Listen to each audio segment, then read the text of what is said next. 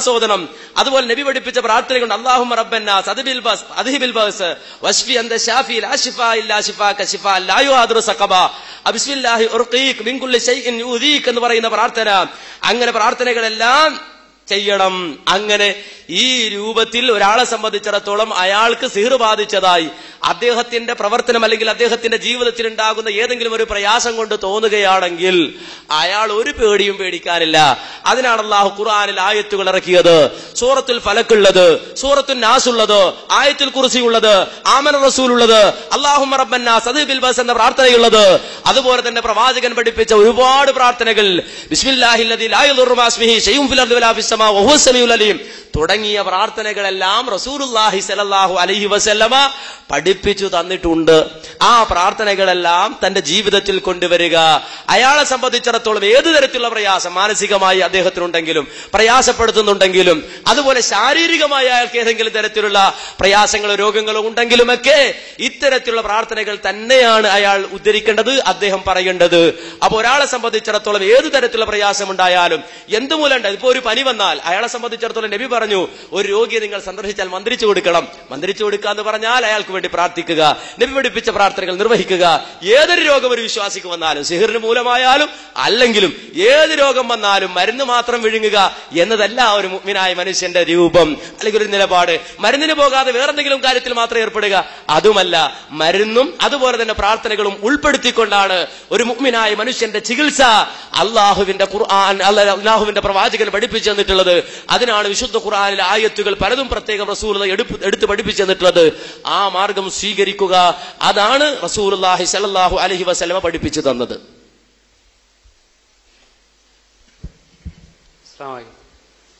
ജിന്നിനോട് സഹായം തേടിയാൽ ശിർക്കാകാത്ത വല്ല തേട്ടവുമുണ്ടോ? നേരത്തെ ഇവിടെ പ്രാർത്ഥനയെന്ന് പറഞ്ഞു, പ്രാർത്ഥനയെന്ന് അവരാരും ആരോപിച്ചിട്ടില്ല. ജിന്നിനോട് സഹായം തേടാമെന്നാണ് നിങ്ങൾ പറഞ്ഞതായിട്ട് പറഞ്ഞത്. ഞാൻ ചോദിച്ചത് ജിന്നിനോട് സഹായം ചോദിച്ചാൽ ശിർക്കാകാത്ത വല്ല തേട്ടവുമുണ്ടോ? നമുക്കൊരു മടവൂരോട് തന്നെ ചോദിച്ചു നോക്കാം. അത് ഞങ്ങളല്ല തീരുമാനം. നിങ്ങളുടെ ചോദ്യം ഞങ്ങൾ പറഞ്ഞ പോലെ ചോദിച്ചു. നിങ്ങൾ മടവൂരിയല്ല, അത് എനിക്കറിയാം. നിങ്ങൾ മടവൂരി ആയതുകൊണ്ടല്ലല്ലോ അങ്ങനെ പറഞ്ഞത്. മറുപടി ഇപ്പൊ എങ്ങനെ പറഞ്ഞു? ഇപ്പൊ നിങ്ങൾ ഒരു പഠിച്ചിട്ട് വലുതായതുകൊണ്ട് എനിക്ക് പ്രയാസമൊന്നുമില്ലല്ലോ. ആ ഖുർആൻ സുന്നത്ത പറയാൻ പോണത്. ഖുർആൻ സുന്നത്ത് അല്ലാതെ വേറെ അതിൽ ഇപ്പൊ മടവൂരികൾ ഖുർആൻ സുന്നത്ത് അല്ലാതെ പറയുന്നത് അത് വേറെ ചോദ്യം ഉണ്ട്, അവിടെ ഇരിക്കട്ടെ.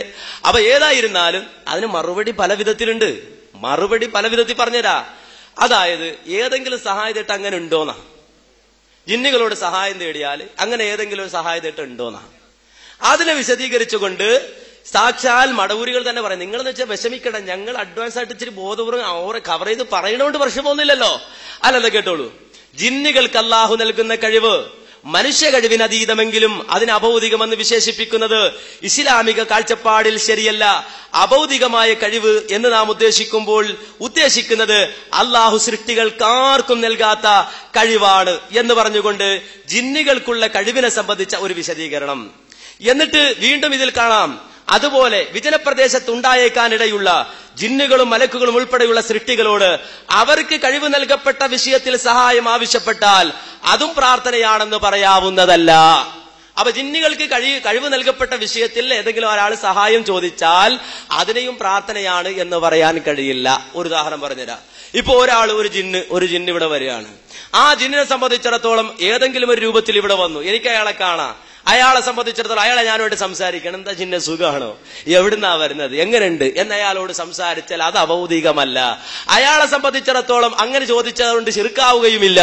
ഇനി മാത്രമല്ല, വിശുദ്ധ ഖുർആൻ തന്നെ പരിശോധിച്ചാൽ സുലൈമാൻ നബി അലൈഹി സ്വലാത്തു വസ്സലാം ജിന്നുകളോട് സംസാരിക്കുന്നു, ജിന്നുകളെ കൊണ്ട് പല പണി എടുപ്പിക്കുന്നു, ബന്നാവുകൾ ഉണ്ടായിരുന്നു എന്ന് മടവൂരികൾ തന്നെ സമ്മതിക്കുന്നുണ്ട്.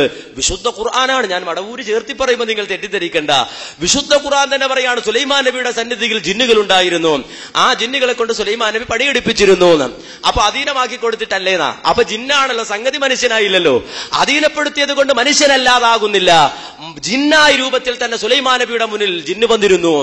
ഇഫ്രീത്ത് അടക്കമുള്ളവരുണ്ട്. മഹാനായ സുലൈമാൻ നബി അലൈഹി സ്വലാം അവരെ കൊണ്ട് പണിയെടുപ്പിക്കുന്നു. അവര് പണിയെടുക്കുന്നു. സുലൈമാൻ നബി അവരുമായി സംസാരിക്കുന്നു. അത് ശിർക്കല്ല, അത് ശിർക്കാണെന്ന് പറയുക സാധ്യമല്ല. ഇനി ആ രൂപത്തിൽ ആരെങ്കിലും പറഞ്ഞെങ്കിൽ അത് ഖുർആനിന് വിരുദ്ധമാണ്. എന്നാൽ ഒരു കാര്യം നിങ്ങൾ ശ്രദ്ധിച്ചുകൊണ്ട് മനസ്സിലാക്കിക്കൊള്ളണം. ഒരാളെ സംബന്ധിച്ചിടത്തോളം അയാൾക്ക് എന്തെങ്കിലും ഒരു പ്രയാസമുണ്ടായി, അയാളെ സംബന്ധിച്ചിടത്തോളം പ്രാർത്ഥന ഉയരുന്ന സന്ദർഭമുണ്ടായി എങ്കിൽ ആ സന്ദർഭത്തിൽ ജിന്നെ രക്ഷിക്കണേ, ജിന്നെ സഹായിക്കണേ, ജിന്നെ എന്നെ രക്ഷിക്കണേ, എന്റെ പാപം പുറത്തു തരണേ, എന്റെ പ്രയാസം നീക്കി തരണേ, ജിന്നെ എനിക്ക് സന്താനങ്ങളെ തരണേ എന്നിങ്ങനെ ചോദിച്ചാൽ അത് ശിർക്കാണ്, അത് കൊടും പാപമാണ്. അതിനെക്കുറിച്ചാണ് ഖുർആൻ പറഞ്ഞത്, ഇൻ തദ്ഉഹും. പ്രാർത്ഥനയുടെ ഏതെങ്കിലും ഒരു ഘട്ടം, ആ ഘട്ടം ജിന്നുകളുമായി ബന്ധപ്പെടുന്ന വിഷയത്തിൽ വന്നുപോയാൽ ഒരിക്കലും നിങ്ങൾ അവരോട് ദുആ ചെയ്താൽ ലാ യസ്മഉ ദുആഅക്കും, നിങ്ങളുടെ പ്രാർത്ഥന ജിന്നായാലും മലക്കായാലും പ്രവാചകന്മാരായാലും ആരായാലും അവർ കേൾക്കുകയില്ല. വലൗ സമിഉ, ഇനി കേൾക്കുമെന്ന് സങ്കല്പിച്ചാൽ തന്നെ മസ്തജാബു ലക്കും, അവർ നിങ്ങൾക്ക് ഉത്തരം തരില്ല. അത് ജിന്നാണെങ്കിലും മലക്കാണെങ്കിലും മനുഷ്യനാണെങ്കിലും അമ്പിയാക്കന്മാരാണെങ്കിലും ആരാണെങ്കിലും ആ പ്രാർത്ഥന അവരിലേക്ക് തിരിച്ചാൽ ഒരിക്കലും ഉത്തരം തരില്ല. അപ്പൊ നാം പറഞ്ഞു വന്നത്, ഒരിക്കലും ജിന്നിനോട് പ്രാർത്ഥിക്കുക എന്നത് പാടില്ല. പ്രാർത്ഥനാഭാവമുള്ള ഒരു തീട്ടവും ജിന്നിനോടല്ല, മലക്കിനോടല്ല, മനുഷ്യരോടല്ല, ഒരാളോടും പാടില്ല. അങ്ങനെ ചെയ്താൽ അത് ശിർക്കാണ്. അങ്ങനെ പ്രാർത്ഥിച്ചാൽ ആരും ഉത്തരം തരില്ല. ജിന്ന് തരില്ല, മലക്ക് തരില്ല, അതുപോലെ തന്നെ മനുഷ്യൻ തരില്ല, പ്രവാചകന്മാർ തരില്ല, ആരും തരില്ല. ഇത് ഞാൻ പറയുമ്പോൾ നിങ്ങളൊരു കാര്യം മനസ്സിലാക്കണം. യഥാർത്ഥത്തിൽ ജിന്നിനോട് പ്രാർത്ഥിക്കാം എന്ന് പറഞ്ഞത് സാക്ഷാൽ മടവൂരികളാണ്. ഇത് ഞാൻ പറയണമെന്ന് ചോദിച്ചാൽ അങ്ങനെ പ്രാർത്ഥിക്കാന്ന് പറയുന്നവരുണ്ട്. അത് നിങ്ങൾ മനസ്സിലാക്കിയിരിക്കണ്ടേ. ഇസ്ലാമിനെ സംബന്ധിച്ചിടത്തോളം അള്ളാഹുവിനോട് മാത്രമേ പ്രാർത്ഥന പറ്റുള്ളൂ. ജിന്നിനെ ഞാൻ പറഞ്ഞു, അവരെ കീഴ്പ്പെടുത്തപ്പെട്ട് അല്ലെങ്കിൽ മുന്നിൽ വന്ന് നിന്ന് നമ്മളുമായി സംസാരിക്കുന്ന ഒരു ഘട്ടമുണ്ട്, നമ്മുടെ സാന്നിധ്യത്തിലെത്തുന്ന ഒരു ഘട്ടമുണ്ട്. അങ്ങനെ ഘട്ടം ഉണ്ടാകുമെങ്കിൽ അവരോട് സംസാരിക്കുന്നതുകൊണ്ട് തെറ്റൊന്നുമില്ല. അഭൗതികമായ മാർഗത്തിൽ ഒരാളോടും തേടാൻ പാടില്ല, ജിന്നിനോടും പാടില്ല. ആ അഭൗതികമായ മാർഗത്തിൽ ജിന്നിനോട് തേടിയാൽ ശിർക്കാണ്, കുഫ്റാണ്, യാതൊരുവിധ സംശയവുമില്ല. എന്നാൽ ഇവിടെ പറയേണ്ട ഒരു കാര്യം എന്ന് വെച്ചാൽ, ഇവിടെ മടവൂരികൾ ഇവിടെ മുഖാമുഖം നടത്തിപ്പോലും പറഞ്ഞത് ജിന്നിന് കൊടുത്ത കഴിവുണ്ടെങ്കിൽ തേടാൻ കുഴപ്പമില്ല, ജിന്നിന് കൊടുത്ത കഴിവുണ്ടെങ്കിൽ തേടാം കുഴപ്പമില്ല എന്നാണ്. അത് ചെറിയ മുണ്ടം പറഞ്ഞത് അതിൽ തെറ്റില്ല എന്നാണ്. നിങ്ങൾ ആ ഭാഗം വിശദമായി വേണമെങ്കിൽ ഞാൻ കേൾപ്പിക്കാം. ഇവിടുത്തെ ക്ലിപ്പ് ഇവിടെ മാത്രമല്ല, പലയിടത്തും പറഞ്ഞിട്ടുണ്ട്, ഇവിടെയും പറഞ്ഞിട്ടുണ്ട്. മറ്റൊരിടത്ത് പറഞ്ഞ ഭാഗം നിങ്ങൾ നന്നായി ഒന്ന് കേൾക്കുക. വിശദമായ രൂപമുണ്ട്, താൽക്കാലികമായി ഇപ്പൊ ഒന്ന് കേൾക്കുന്നുണ്ട്, ഞാൻ വിശദീകരിച്ചു തരാം. ചെറിയ മുണ്ടം എഴുതി എന്ന് പറഞ്ഞ് ഇവർ കാണിക്കുന്നതോ, ചെറിയ മുണ്ടം വളരെ കൃത്യമായി പറഞ്ഞത് അങ്ങനെ വല്ല കഴിവും കൊടുത്ത് എന്ന വിവരം ഉണ്ടെങ്കിൽ ചോദിച്ചോളൂ എന്നാ. ചെറിയ മുണ്ടം എഴുതി എന്ന് പറഞ്ഞ് ഇവർ കാണിക്കുന്നതോ, ചെറിയ മുണ്ടം വളരെ കൃത്യമായി പറഞ്ഞത് അങ്ങനെ വല്ല കഴിവും കൊടുത്ത് എന്ന വിവരം ഉണ്ടെങ്കിൽ ചോദിച്ചോളൂ എന്നാ. കണ്ടോ, ജിന്നികൾക്ക് കഴിവ് കൊടുത്തിട്ടുണ്ടെന്ന് വിവരം ഉണ്ടെങ്കിൽ ചോദിച്ചോളൂ. അതിനെന്താ? അപ്പൊ ഒരു കാര്യം സംബന്ധിച്ച് കഴിവ് കൊടുത്തിട്ടുണ്ടെങ്കിൽ ചോദിക്കാം. അതിനെന്താ? അങ്ങനെ കൈമലർത്താനേ മടവൂരിക്ക് കഴിയൂ. എന്നാ പിടിച്ചോ അടുത്തത്. എന്താ കഴിവ്? ഏത് കഴിവാ ജിന്നിന് കൊടുത്തത്? ജിന്നിന് കൊടുത്ത കഴിവുണ്ടെന്ന് ബോധ്യപ്പെട്ടാൽ ചോദിക്കാം എന്ന് പരസ്യമായി ഒന്നിലധികം സ്റ്റേജിൽ ഇവിടെ മുഖാമുഖം നടത്തിപ്പോലും പറയുന്നു. എന്നാൽ ജിന്നുകളുടെ കഴിവ് നിങ്ങൾക്ക് കേൾക്കണോ? മടവൂരി എഴുതി ജിന്നിന്റെ കഴിവ്. ജിന്നുകൾക്ക് അഭൗതികമായ കഴിവുകളുണ്ടെന്ന് വിശ്വസിച്ചാൽ മുശ്രിക്കാകുമെന്ന് മുസ്ലിങ്ങൾ ആരും വിശ്വസിക്കുന്നില്ല. അപ്പൊ ജിന്നുകൾക്ക് അഭൗതികമായ കഴിവുണ്ട്, ജിന്നുകൾക്ക് കഴിവ് ഉണ്ട് എന്ന് വിശ്വസിച്ചാൽ ജിന്നുകളോട് ചോദിക്കാം. അപ്പോൾ അഭൗതികമായ നിലക്ക് കഴിവ് നൽകപ്പെട്ട ജിന്നുകളോട് ചോദിക്കാം എന്ന് പറഞ്ഞത് ആരാണ്? അഭൗതികമായ ജിന്നുകളോട് ചോദിക്കാമെന്ന് പറഞ്ഞത്? അഭൗതികമായ കഴിവ് ജിന്നുകൾക്കുണ്ടെന്ന് വിശ്വസിച്ചാൽ മുശ്രിക്കാകുമെന്ന് മുസ്ലിങ്ങൾ ആരും വിശ്വസിക്കുന്നില്ല. ഇനി കേട്ടോ, ജിന്നുകളുടെയോ മലക്കുകളുടെയോ പ്രവാചകന്മാരുടെയോ ഔലിയാക്കളുടെയോ കഴിവുകളെ അംഗീകരിച്ചാൽ മുശ്രിക്കാകുമെന്ന് മുസ്ലിങ്ങൾക്കും മുജാഹിദികൾക്കും വാദമില്ല. ഇല്ലാത്ത വാദം അവരിൽ കെട്ടിവെച്ച് മറുപടിക്ക് സാഹസപ്പെടേണ്ടതില്ല. അപ്പൊ ജിന്നുകൾക്ക് അഭൗതിക കഴിവുണ്ട്. അഭൗതിക കഴിവുണ്ടെങ്കിൽ ചോദിക്കാം. കഴിവുണ്ടെന്ന് കെട്ടിയാ ചോദിക്കാനാണ്. ഇത് ഞാൻ പറഞ്ഞതല്ലോ. ഈ ബുക്ക് എടുത്ത് വെച്ചിട്ട് ഈ മുട നടന്ന മുഖാമുഖത്തിൽ പറഞ്ഞു. കൊടുത്ത കഴിവീന്നാ ചോദിക്കാന്ന് ചെറിയ മുണ്ടം പറഞ്ഞത്. അതിൽ തെറ്റില്ല. കൊടുത്ത കഴിവുണ്ടെന്ന് ബോധ്യപ്പെട്ടു. പക്ഷെ കൊടുത്തിട്ടില്ല എന്ന് മൂപ്പര് തടിസലാമത്താക്കാൻ അവിടുന്ന് പറഞ്ഞു നോക്കി. പക്ഷെ അഭൗതികമായ കഴിവ് കൊടുത്തിട്ടുണ്ട്. ജിന്നുകൾക്ക് അഭൗതികമായ കഴിവുണ്ടെന്ന് വിശ്വസിച്ചാൽ മുശ്രിക്കാകുമെന്ന് മുസ്ലിങ്ങൾ ആരും വിശ്വസിക്കുന്നില്ല എന്ന് എഴുതി വെച്ചു. ഇനി മടവൂരിസം പിരിച്ചുവിടും എന്നാണ് നമ്മൾ മനസ്സിലാക്കുന്നത്. കാരണം ഇപ്പോൾ വന്ന് പ്രാർത്ഥന അള്ളാഹുവിനോട് മാത്രമെന്ന് പറഞ്ഞാൽ, പ്രാർത്ഥന അള്ളാഹുവിനോട് മാത്രമെന്നൊരു വിട്ടുകൊണ്ട് കാലം കഴിച്ചു കൂട്ടുക എന്നത് നിരാശാബാധിത നിഷ്ക്രിയത്വമാണ് എന്ന് നോട്ടീസ് അടക്കം ഇറക്കിക്കൊണ്ട് പറയുകയും ജിന്നുകളോട് അഭൗതികമായ കഴിവ് നൽകപ്പെട്ടിട്ടുണ്ട് എന്ന്, ജിന്നുകൾക്ക് അഭൗതികമായ കഴിവ് നൽകപ്പെട്ടിട്ടുണ്ടെന്ന് വിശ്വസിച്ചാൽ മുശ്രിക്കാകുമെന്ന് മുസ്ലിങ്ങളാരും കരുതുന്നില്ല, മുജാഹിദുകൾക്ക് അങ്ങനെ വാദമില്ല എന്ന് എഴുതി വെച്ചിട്ട് മറ്റൊരിടത്ത് പറയാണ് അഭൗതികമായ കഴിവ് നൽകപ്പെട്ടിട്ടുണ്ട് എങ്കിൽ കഴിവ് നൽകപ്പെട്ടത് ചോദിക്കുന്നതിൽ തെറ്റില്ല എന്ന്. അപ്പൊ അഭൗതികമായ നിലക്ക് ജിന്നോട് ചോദിക്കാം എന്നാണ്. അത് ഇസ്ലാമിക വിരുദ്ധമാണ്, ശിർക്കാണ്, കുഫ്റാണ്. തദഉഹും ലാ യസ്മഉ ദുആഅകും വലൗ സമിഉ മസ്തജാബു ലക്കും വയൗമൽ ഖിയാമത്തി യക്ഫുറൂന ബിശ്ശിർകികും വലാ യുനബ്ബിഉക മിസ്ലു ഖബീർ ഇയ്യാക നഅ്ബുദു വ ഇയ്യാക നസ്തഈൻ എന്ന് തുടങ്ങി വിശുദ്ധ ഖുർആനിലെ ശതക്കണക്കിന് ആയത്തുകൾക്ക് വിരുദ്ധമായ സിദ്ധാന്തം, ആ വിഴുപ്പുപാണ്ഡം പേര് നടക്കുന്നവരാണ് മുജാഹിദുകൾ. അല്ലാത്തവരോട് പ്രാർത്ഥിക്കാന്ന് പറഞ്ഞു, ജിന്നുകളോട് പ്രാർത്ഥിക്കാന്ന് പറഞ്ഞു എന്ന് പറഞ്ഞിട്ട് ആ മന്ത്രം ഉരുവിട്ട് കിടന്നാൽ മടവൂരിയുടെ മനസമാധാനത്തിന് നല്ലതാണ്. പക്ഷെ ബോധമുള്ളവരോട് നടക്കൂല. അപ്പൊ കൃത്യമായ ഒരു കാര്യം ഞങ്ങൾ പറഞ്ഞു. അതെന്താ? ജിന്നുകളോട് സഹായം തേടുക എന്നത് നമ്മൾ അള്ളാഹ് ഏൽപ്പിച്ച പണിയല്ല. നമ്മളോട് അള്ളാഹ് പറഞ്ഞത് താവനു അലൽ ബിർരി വത്തഖ്വ, നിങ്ങൾ പരസ്പരം സഹകരിക്കണം, സഹായിക്കണം. ജിന്നുകളുടെ അടുക്ക പോയിട്ട് ജിന്നെ എന്തെങ്കിലും കൊണ്ടുപോവാ, ചോറുതാ, വെള്ളം താ, അങ്ങനെ ഒരു സമ്പ്രദായം നബി സല്ലല്ലാഹു അലൈഹി വസല്ലം പഠിപ്പിച്ചിട്ടില്ല. നമ്മളെക്കാൾ നബി സല്ലല്ലാഹു അലൈഹി വസല്ലം ജിന്നുകളെ കണ്ടിട്ടുണ്ട്, റസൂലുള്ളാഹി സല്ലല്ലാഹു അലൈഹി വസല്ലം ജിന്നുകളെ പിടിച്ചിട്ടുണ്ട്. ഒരിക്കൽ നബി സല്ലല്ലാഹു അലൈഹി വസല്ലം ആ പ്രവാചകനെ വല്ലാതെ പിടിച്ചു പ്രയാസപ്പെടുത്തി ഒരു പിശാച്. നബി സല്ലല്ലാഹു അലൈഹി വസല്ലമ ആ പിശാചിനെ പിടിച്ചു കെട്ടി അള്ളാഹുവിന്റെ റസൂലിന്റെ പള്ളിയില്. എന്നിട്ട് നബി സല്ലല്ലാഹു അലൈഹി വസല്ലമ അഴിച്ചുവിട്ടു. കാര്യം എന്താ? നബി എന്നിട്ട് കാരണം പറഞ്ഞു, എന്റെ മുമ്പ് മഹാനായ സുലൈമാൻ നബി അലൈഹി സ്വലാത്തു വസ്സലാം കഴിഞ്ഞു പോയിട്ടുണ്ട്, അദ്ദേഹം അള്ളാഹുവിനോട് ദുആ നടത്തിയിട്ടുണ്ട്, എനിക്ക് നൽകപ്പെട്ട ഈ അധികാരം മറ്റാർക്കും കൊടുക്കരുത് എന്ന് മഹാനായ സുലൈമാൻ നബി അലൈഹി സ്വലാത്തു വസ്സലാം റബ്ബിനോട് പ്രാർത്ഥിച്ചത് ഞാൻ ഓർത്തത് കൊണ്ടാണ് അവനെ വിട്ടയച്ചതെന്ന് നബി സല്ലല്ലാഹു അലൈഹി വസല്ലം പറഞ്ഞിട്ടുണ്ട്. അപ്പൊ നമ്മളോട് അള്ളാഹുവിന്റെ റസൂല് പറഞ്ഞത് മനുഷ്യർ അങ്ങോട്ടും ഇങ്ങോട്ടും സഹായം തേടുക, മനുഷ്യരോട് ചോദിക്കുക, കാണുന്നവനോട് ചോദിക്കുക, അങ്ങനെ അങ്ങോട്ടും ഇങ്ങോട്ടുള്ള സഹായ സഹകരണം ആവാ. അതിനപ്പുറം മൃഗങ്ങളൊക്കെ പോയിട്ട് എനിക്ക് വെള്ളം കോരിക്കൊണ്ടു വാന്ന് പറയാൻ പറ്റുമോ ഇല്ലേന്നൊരു ചർച്ച തന്നെ അസാങ്കത്യമാണ്. മുജാഹിദ് പ്രസ്ഥാനത്തെ സംബന്ധിച്ചിടത്തോളം ആ നിലപാടാണ് സ്വീകരിച്ചിട്ടുള്ളത്. ജിന്ന് ഏതെങ്കിലും ഒരു പ്രയാസം വന്നാൽ ജിന്നിന്റെ പോയി സഹായം തേടണം, സഹായം തേടിക്കോ എന്നത് ഒരിക്കലും മുജാഹിദ് പ്രസ്ഥാനം പറഞ്ഞതല്ല, പഠിപ്പിച്ചതല്ല, പഠിപ്പിച്ചിട്ടില്ല, പഠിപ്പിക്കുകയുമില്ല എന്നാണ് അതിനെ സംബന്ധിച്ച് ചുരുക്കി സൂചിപ്പിക്കാനുള്ളത്.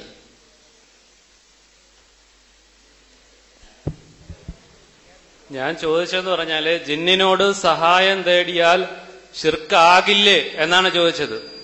ശിർക്കാകുമോ അല്ലേ? അതല്ല ഇനി ശിർക്കാവാത്ത വല്ല സഹായം തേട്ടവും ഉണ്ടോ? ഉണ്ടെങ്കിൽ പറയണം. പിന്നെ നിങ്ങൾ പറഞ്ഞു ജിന്നിനെ കണ്ടാൽ സഹായം ചോദിക്കാന്ന്. കാണുമെന്ന് നിങ്ങൾക്ക് വിശ്വാസമുണ്ടോ? അതിന് ഇല്ലാത്ത കാര്യം എന്തിനാ പറയുന്നത്? കാണാത്ത നിലയിൽ സഹായം ചോദിച്ചാൽ ശിർക്കാകാത്ത വല്ലതുമുണ്ടോ? അതാണ് ചോദ്യം. അതല്ലാതെ ഞാൻ മടഗ്രൂപ്പൊന്നുമല്ല, ഞാൻ അനുഭാവിയാണ്. പക്ഷേ അതിന് എനിക്ക് ഖുർആനും സുന്നത്തും അനുസരിച്ച് മറുപടി പറയുക. ഞാൻ ഇത്രയൊക്കെ ഓതിയത് വെറുതെയാ? ഇനി വേറെ വല്ല ഖുർആൻ ഉണ്ടെങ്കിൽ എനിക്ക് അറിയില്ല. അവർ ഷിയാക്കൾക്ക് ഖുർആൻ എടുത്ത 14,000 ആയത്തിന് പറഞ്ഞു. ആ ആയത്തിൽ നിന്ന് ഖുർആൻ ഓതാൻ എനിക്ക് അറിയില്ല. ഞാൻ പറഞ്ഞല്ലോ, അള്ളാഹു സുബ്ഹാനഹു വ തആല നമ്മോട് പറഞ്ഞത് എന്താ? ജിന്നുകളോട് സഹായം തേടാനല്ല. ഇനി സുലൈമാൻ നബി അലൈഹി സ്വലാത്തു വസ്സലാം ജിന്നുകളോട് സംസാരിച്ചിട്ടുണ്ട്. അത് ഞാൻ പറഞ്ഞു. അതൊരു മറ്റൊരു ഹദീസ്, ആ ഖുർആൻ തന്നെയാണത്. അതും ഖുർആൻ തന്നെ ഞാൻ പറഞ്ഞത്. അപ്പൊ ജിന്നുകളുമായി സുലൈമാൻ നബി സംസാരിച്ചു. അത് ശിർക്കാണ് എന്ന് ഞാൻ പറയില്ല, ലോകത്താരും പറയില്ല, അതറിയുന്നവരാരും പറയില്ല. അപ്പൊ ജിന്നുകളോട് ഏതെങ്കിലും നിനക്ക് സഹായം തേടിയാൽ ശിർക്കാണെന്ന് ചോദിച്ചാല് ഞാൻ ഒറ്റയടിക്ക് ശിർക്കാണ്, ബലം പിടിച്ച് മസിൽ പിടിച്ചൊക്കെ പറയാൻ എളുപ്പമാണ്. അപ്പോ അതിങ്ങനെ പറയുമ്പോൾ അതിനപ്പുറത്ത് നിങ്ങൾ മറ്റേ വാദമായിട്ട് വരും. അപ്പൊ ഞാൻ അത് പരിഗണിക്കണം, ഇസ്ലാമിന്റെ ഒരു ഹുക്കുമ് ഞാൻ നോക്കണം. അപ്പൊ അതിനൊക്കെ കണക്ക് കൂട്ടിയാണ് ഞാൻ മറുപടി പറയുക. ഇനി എന്റെ മനസ്സിൽ ഒരു ആഗ്രഹമുണ്ട്, അതിനനുസരിച്ച് ഉത്തരം കിട്ടണമെന്ന് വിചാരിച്ചൊരു ചോദ്യം ഉണ്ടാവും. അപ്പൊ സ്വാഭാവികമായിട്ട് ചോദിക്കുന്ന രൂപം കേൾക്കുമ്പോൾ ഞങ്ങൾക്ക് മനസ്സിലാവുകയും ചെയ്യും. അപ്പൊ തീർച്ചയായും ആ വഴിക്ക് ഞങ്ങൾ പോകൂല, ആ വഴിക്ക് ഞങ്ങൾ വിശദീകരിക്കില്ല. ഞങ്ങളെ സംബന്ധിച്ചിടത്തോളം നേർക്കുനേരെ കാര്യം പറഞ്ഞു തരിക, മനസ്സിലാക്കാൻ ഉള്ള ബുദ്ധി തന്നു, ചിന്തിക്കാനുള്ള ബുദ്ധി തന്നു. ആ ബുദ്ധി അനുസരിച്ചുകൊണ്ട് സ്വീകരിക്കാവുന്നതാണ്. നേർക്ക് നേരെ ഒരാളെ സംബന്ധിച്ചിടത്തോളം ജിന്നിനെ സംബന്ധിച്ചിടത്തോളം ആ ജിന്ന് എന്ന് പറഞ്ഞാൽ അള്ളാഹിന്റെ ഒരു സൃഷ്ടിയാണ്. അള്ളാഹു സുബ്ഹാനഹു വ തആല അതുമായി ബന്ധപ്പെടാൻ നമ്മളോട് പറഞ്ഞില്ല. ഏതെങ്കിലും ഒരു കാര്യം അതുമായി ബന്ധപ്പെടുത്തി ചിന്തിക്കാനും പറഞ്ഞില്ല. എന്തെങ്കിലും ആവശ്യമുണ്ടെങ്കിൽ അതിനോട് ചോദിക്കാൻ പറഞ്ഞില്ല. ഇനി അതല്ല, മനുഷ്യന്റെ പ്രയാസമുണ്ടാകുന്ന പ്രാർത്ഥനയുടെ ഘട്ടമാണെങ്കിൽ ചില ആളുകളെ സംബന്ധിച്ചിടത്തോളം അവർ ശൈത്താന്മാരോട് ഇസ്തിആദത്ത് നടത്തിയവരുണ്ട്. പിശാചുക്കളിൽ തവക്കുലാക്കിയവരുണ്ട്. ഖുർആൻ അതിനെ വിമർശിച്ചിട്ടുണ്ട്. അവരോട് പ്രാർത്ഥിച്ചവരുണ്ട്. അത് ശിർക്കാണെന്ന് ഖുർആൻ പറഞ്ഞിട്ടുണ്ട്. ആ നിലക്ക് അവരോട് പ്രാർത്ഥിക്കുവാനോ തേടുവാനോ ഒന്നും പാടില്ല. അതേ നിലക്ക് ഒരാളെ സംബന്ധിച്ചിടത്തോളം ജിന്ന് നേർക്ക് നേരെ വന്നു, അല്ലെങ്കിൽ അയാൾക്ക് മുന്നിൽ ജിന്ന് കീഴ്പ്പെടുത്തപ്പെട്ട അള്ളാഹുവിന്റെ പ്രത്യേകമായ തീരുമാനപ്രകാരം, എങ്കിൽ അയാൾക്ക് ആ ജിന്നുമായി സംസാരിക്കുകയോ ജിന്നിനെ കൊണ്ട് പണിയെടുപ്പിക്കുകയോ ചെയ്താൽ അത് ശിർക്കാണെന്നോ കുഫ്രാണെന്നോ പറയുക സാധ്യമല്ല. ഇനി ഒരാളെ സംബന്ധിച്ചിടത്തോളം അയാൾ പറയുന്നത് ജിന്ന് കേട്ടോളും എന്ന് വിശ്വസിച്ചാലും അതും ശിർക്കാവുകയില്ല. ഇനി ഒരാൾ സംസാരിക്കുന്നത് മലക്ക് കേട്ടോളും എന്ന് വിചാരിച്ചാലും ശിർക്കാവുകയില്ല. ഇതിനൊക്കെ ഖുർആനിലും ഹദീസിലും ഒക്കെ ഒരുപാട് തെളിവുകളുണ്ട്. നബി സല്ലല്ലാഹു അലൈഹി വസല്ലമ അബൂ സഈദ് അൽ ഖുദരി റളിയല്ലാഹു അൻഹു പറഞ്ഞത് കാണാം, നീ താഴ്വരകളെ ആട്ടിൻപറ്റങ്ങളെ ഇഷ്ടപ്പെടുന്ന ആളാണ് എന്ന് എനിക്കറിയാം. അതുകൊണ്ട് ഇതാക്കുന്ന ഫിൽ ഗനമി വൽ ബാദിയ, വല്ല താഴ്വരയിലോ അതുപോലെ തന്നെ ആട്ടിൻകൂട്ടങ്ങളോടൊപ്പമോ ആയിക്കഴിഞ്ഞാൽ ഫഅദ്ദന്ത ഫിസ്സലാ, നമസ്കാരത്തിന് വേണ്ടി സമയമായാൽ ഫർഫഅ സൗതക, നിന്റെ ശബ്ദം നീ ഉയർത്ത്. കാരണം നീ ബാങ്ക് കൊടുത്താൽ നിന്റെ ശബ്ദം ജിന്നുകൾ കേൾക്കും, മലക്കുകൾ കേൾക്കും, മറ്റുള്ളത് കേൾക്കുന്നവരൊക്കെ കേൾക്കും. അങ്ങനെ കേട്ടാൽ അവർ സാക്ഷി നിൽക്കും എന്നൊക്കെ ഹദീസിലുണ്ട്. അവൻ മനുഷ്യന്മാർ സംസാരിക്കുന്ന മറ്റുള്ളവർ കേൾക്കും. അങ്ങനെ കേട്ടു എന്ന് വിശ്വസിച്ചാലോ അവർ കേൾക്കുമെന്ന് പറഞ്ഞാലോ അതൊന്നും ശിർക്കാവുകയില്ല. നേരെ മറിച്ച് നമ്മളോട് അല്ലാഹു പറഞ്ഞത് ജിന്നുകളോട് സഹായം തേടാനല്ല, നേരെ മറിച്ച് മനുഷ്യർ പരസ്പരം സഹായം തേടാം. പ്രാർത്ഥന അത് അള്ളാഹുവിനോട് മാത്രമായിരിക്കണം എന്നതാണ്. ആ നിലപാടാണ് മുജാഹിദ് പ്രസ്ഥാനം സ്വീകരിച്ചിട്ടുള്ളത്. ആ നിലപാടാണ് മുജാഹിദ് പ്രസ്ഥാനം പറയുന്നത്. അസ്സലാമു അലൈക്കും വറഹ്മത്തുള്ളാഹി. അസ്സലാമു അലൈക്കും. എൻ്റെ പേര് ദസ്തക്കീർ, വള്ളക്കടവ്. കഴിഞ്ഞ ആഴ്ച വള്ളക്കടവിൽ ഒരു മടവൂർ പണ്ഡിതൻ വന്ന് ഒരു ക്ലാസ് എടുക്കുകയും അതിൽ പ്രവാചകന് സിഹ്ർ ബാധിച്ചിട്ടില്ല എന്ന വിഷയത്തെ സംബന്ധിച്ച് ഒരുപാട് ഗ്രന്ഥങ്ങൾ കൊണ്ടുവരികയും ഒരുപാട് പണ്ഡിതന്മാർ അതിനെ വിമർശിച്ചിട്ടുണ്ട് എന്ന് പറയുകയും ചെയ്തു. ആ ക്ലാസ്സിൽ പങ്കെടുത്ത നമ്മുടെ ഒരു സഹോദരൻ തന്നെ അതിന്റെ തെളിവുകൾ ചോദിക്കുകയുണ്ടായി. അത് കൊടുത്തില്ല. അതിന്റെ പിറ്റേ ദിവസം ഞാൻ തന്നെ ആ വിഭാഗത്തിലെ ഒരു സഹോദരനോട് നേരിട്ട് ചോദിച്ചു, അടുത്ത ആഴ്ച ഞങ്ങളുടെ പണ്ഡിതന്മാർ വരുന്നുണ്ട്, മുഖാമുഖമുണ്ട്, അതിൽ ചോദ്യങ്ങൾ ചോദിക്കാനാണ്, ഏത് പണ്ഡിതനാണ് വിമർശിച്ചിട്ടുള്ളത്, ഏത് ഗ്രന്ഥത്തിലാണെന്ന് ചോദിച്ചു. അത് തരാമെന്ന് പറഞ്ഞിട്ട് ഇതുവരെ കിട്ടിയിട്ടില്ല. അതുപോലെ 2 ഹദീസ് ലൊയീഫ് എന്ന് പറഞ്ഞു, അതിന്റെ തെളിവ് ഇതുവരെ കിട്ടിയില്ല. ഒന്ന്, പരീക്ഷയുടെ ഒരു വിഹിതമെങ്കിലും പിൻപറ്റിയവൻ മാതാവിനെ വ്യഭിചരിച്ചവനെ പോലെയാണ്. രണ്ടാമത്തത്, സഫുകൾ നിങ്ങൾ ചേർന്ന് നിൽക്കുക, പിശാജ് ആട്ടിൻകുട്ടി രൂപത്തിൽ വരുന്നു, അതും ലൊയീഫ് എന്ന് പറഞ്ഞു. അതിന്റെ തെളിവ് ചോദിച്ചു, കിട്ടിയില്ല. എന്റെ ചോദ്യം ഇതാണ്, ഈമാൻ കാര്യങ്ങളിൽ പെട്ടതാണ് ഹയറും ഷെറും അള്ളാഹുവിൽ നിന്നാണ് ഉണ്ടാകുന്നത് എന്ന്.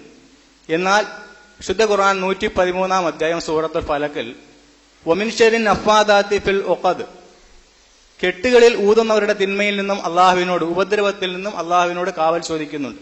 കെട്ടുകളിൽ ഊതുന്നവരിൽ നിന്നും ഉണ്ടായേക്കാവുന്ന ഉപദ്രവങ്ങൾ ഏതാണ്? അതുകൊണ്ട് ഉദ്ദേശിക്കുന്നത് ആരെയാണ്? അല്ല, മാന്യ സുഹൃത്ത്, ഇതുപോലെ മടവൂരിൽ തെറ്റിദ്ധരിപ്പിക്കുമ്പോൾ എനിക്ക് മാന്യമായിട്ട് പറയാനുള്ളത് സമയം വളരെ ചുരുങ്ങിയതുകൊണ്ടാണ്. നമുക്കിപ്പോ ഒരുപാട് കാര്യങ്ങൾ പറയാനുണ്ട്. നമ്മളിപ്പോ കൊണ്ടുവന്നതിന്റെ ഒരു കുമ്പിള് പോലും എടുത്തിട്ടില്ല, ഒരു തുമ്പിള് പോലും എടുത്തിട്ടില്ല. ഒക്കെ ഇവിടെ ഇരിക്കുകയാണ്. വലിയ പ്രതീക്ഷയോടെ വന്നത്, പക്ഷെ വന്നപ്പോ നോക്കുമ്പോൾ കാര്യമായിട്ടൊന്നും ഇല്ല. അപ്പൊ ഇതൊക്കെ വെറുതെ ഇവിടെ ഇരിക്കുകയാണ്. അപ്പോ നിങ്ങൾ മനസ്സിലാക്കണം, നിങ്ങൾ ആ പറഞ്ഞ മൗലവി ഏതാന്ന് വെച്ചാൽ ഞങ്ങളോട് ഇങ്ങ് വിട്ടു തന്നാൽ മതി. ഒരു പ്രയാസവും നിങ്ങൾ വിചാരിക്കണം. ഏത് മൗലവിയാണ് നിങ്ങളുടെയൊക്കെ വരുന്നത്, ആ മൗലവി ഇങ്ങോട്ട് പറഞ്ഞു വിടുക, എന്നിട്ട് ആ കിതാബായിട്ട് ഇങ്ങോട്ട് വരാൻ പറയാ. ഞങ്ങൾ ഇന്ന് സംസാരിക്കുക. ആ മൗലവി എടുക്കുന്ന കിതാബ് ഞങ്ങൾക്ക് അറിയാവുന്ന കിതാബാണ്, ഞങ്ങൾ കണ്ട കിതാബാണ്. ഇനി ആ വിഷയത്തിൽ, ഹദീസ് സിഹ്റുമായി ബന്ധപ്പെട്ട വിഷയത്തിൽ, റസൂലുള്ളാഹിയുടെ ഹദീസുമായി ബന്ധപ്പെട്ട വിഷയം, ഏത് വിഷയമാണെങ്കിലും അത്തരത്തിലുള്ള, ഞാൻ ചോദിക്കട്ടെ, ഇവിടെ എന്താ ചോദിക്കാതിരുന്നത്? ഇത്രയും സമയം തന്നല്ലോ. ഇവിടെ അബൂ ഹനീഫ ഇമാമ് സിഹ്ർ നിഷേധിച്ച ആളാണ്, അത് അങ്ങനെയാണ് ഇങ്ങനെയാണ് എന്നൊക്കെ പറഞ്ഞ് പ്രസംഗിച്ചല്ലോ. നിങ്ങൾ ആ ഉദ്ധരണിയെങ്കിലും ഒന്ന് പറയണ്ടേ? അതൊക്കെ പ്രതീക്ഷിച്ചല്ലേ വരിക. ഹദീസ് സിഹ്ർ അതൊക്കെ ഒന്ന് പറയണ്ടേ? അതൊക്കെ പറയാൻ തയ്യാറായിട്ടാ വന്നത്. പക്ഷേ എന്തായിരുന്നാലും എണീറ്റ് ചോദിക്കാനുള്ള ധൈര്യം കാണിക്കുന്നില്ല.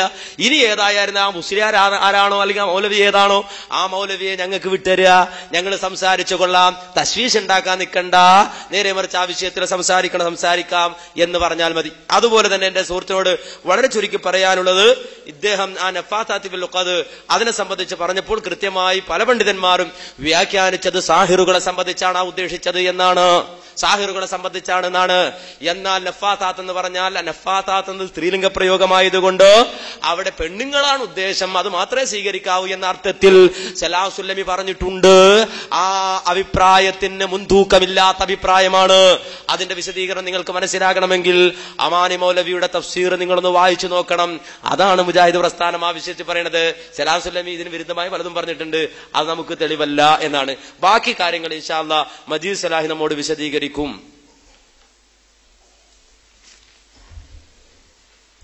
അസ്സലാമു അലൈക്കും വറഹ്മത്തുള്ളാഹി. അള്ളാഹുവിന്റെ അപാരമായ അനുഗ്രഹത്താൽ ഈ സംവാദം അവസാനിക്കുകയാണ്. സംവാദം എന്ന് പറയുമ്പോൾ അറിയാനും അറിയിക്കാനുമുള്ള വേദി എന്നാണ് അർത്ഥമാക്കുന്നത്. ഇവിടെ 11 മണി മുതൽ ഈ സമയം വരെയും വിശദീകരിച്ചത് നിങ്ങൾ ശ്രദ്ധിച്ചു കാണും. വിശുദ്ധ ഖുർആനിന്റെയും പ്രവാചക ചര്യയുടെയും സലഫുസ് സ്വാലിഹീങ്ങളായ പണ്ഡിതന്മാരുടെ വിഖ്യാതമായ പ്രഖ്യാതമായ ആശയാദർശങ്ങളുടെയും വ്യാഖ്യാനങ്ങളുടെയും അടിസ്ഥാനത്തിലാണ് ഇവിടെ കാര്യങ്ങൾ വിശദീകരിക്കപ്പെട്ടിട്ടുള്ളത്. ഒരു തൊള്ള പറയുക അല്ലെങ്കിൽ ഒരു വാചാട്ടോപ്പം നടത്തുക എന്നതിൽ കവിഞ്ഞുകൊണ്ട് വിശുദ്ധരായ പണ്ഡിതന്മാർ ഇவ்വിഷയകമായി എന്തു പറഞ്ഞു, ഖുർആൻ എന്തു പറഞ്ഞു, ഹദീസ് എന്തു പറഞ്ഞു എന്ന് കൃത്യമായി ഇവിടെ സമർത്ഥിക്കുകയുണ്ടായി. സത്യമിന്നതാണെന്ന് ബോധ്യപ്പെട്ടു കഴിഞ്ഞാൽ സത്യത്തിന്റെ കൂടെ നിൽക്കുക എന്നുള്ളതാണ് സത്യവിശ്വാസികളുടെ ബാധ്യത. കാരണം പിശാച് മനുഷ്യന്റെയും സത്യത്തിന്റെയും ഇടയിൽ മറയിടുവാൻ വേണ്ടി നിരന്തരമായി പരിശ്രമിച്ചു കൊണ്ടിരിക്കുകയാണ്. വാദപ്രതിവാദങ്ങളാവാം, സംവാദങ്ങളാവാം, അറിയാനും അറിയിക്കാനുമുള്ള സദസ്സുകളാവാം. പക്ഷേ എല്ലാം നസീഹത്തിന്റെ അർത്ഥതലങ്ങൾ ഉൾക്കൊണ്ടവയായിരിക്കും.